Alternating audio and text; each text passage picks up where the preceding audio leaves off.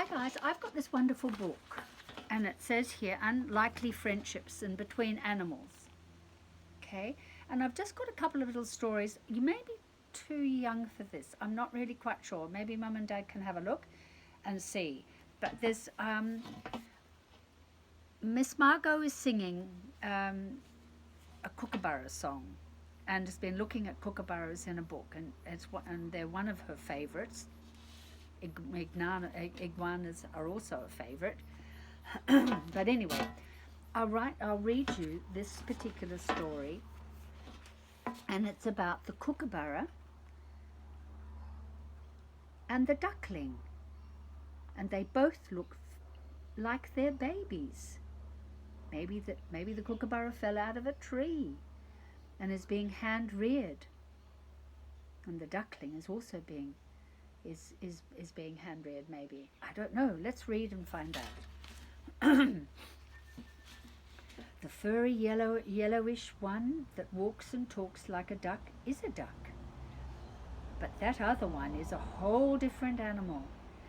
6-week-old kookaburra, the largest of the kingfishers, native to Australia and New Guinea, was living solo in the Seaview Wildlife Encounter, located on the Isle of Wight in England. Our breeding pair of kookaburra has a history of killing its chicks. Our breeding pair of kookaburra, says the park director Lorraine Adams. Though last year they reared 3 healthy babies successfully, this year the female laid 3 eggs and killed 2 hatchlings, so we put the last one out to save it. The survivor was quickly christened Cookie. Meanwhile, the staff rescued a tiny Madagascar teal duckling, unable to defend herself against larger birds, from one of the park's aviaries. And Lorraine decided, rather than keep the duckling in one closure and the kookaburra in another, why not place them together for companionship? As an adult, a kookaburra wouldn't hesitate to eat a little duck, but as a young bird, the meat eater is pretty harmless. At that point, Cookie wasn't doing much with his days. Mostly he just sat in his brooder and waited to be fed, Lorraine said. When I first put the duckling in, Cookie just continued to sit there. The new arrival immediately cuddled right up, trying to get under Cookie's wing to warm up, as he would do with his own mother if his own mother was there. Though not terribly responsive, Cookie showed no aggression. So Lorraine felt their experiment was going well, so that they could both be friends. Maybe. Let's see what happens. Still, she thought it's best to separate the animals for the night. But when she took the duckling away and put it in a separate brooder, it jumped up and down at the door, wanting to get back in with Cookie, she says. In the morning, when the two were reunited, the duckling went right back to cuddling under the larger bird. Since then, 2 more ducklings from the same mother have hatched, giving Cookie triplets to contend with.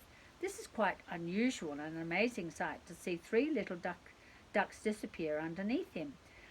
Lorraine says they don't share food. Ducklings eat a mixture of crumbs and egg, while Cookie feeds on dead chicks' mealworms and minced beef.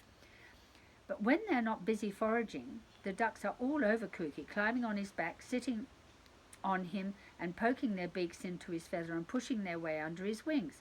Cookie stays put like a good babysitter, taking it all in his stride. Kookaburras are known for their call.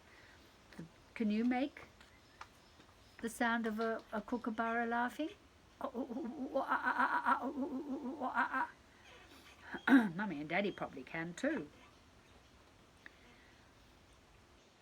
The birds will throw back their heads and out will fly a high-pitched cackle that could easily be taken for hysterical human laughter.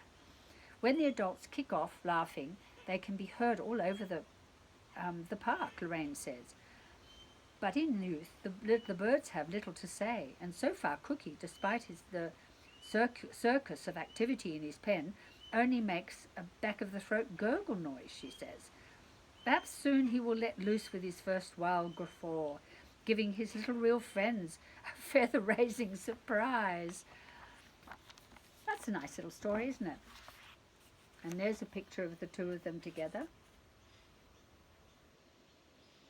And there are two others that weren't there at the time of the picture.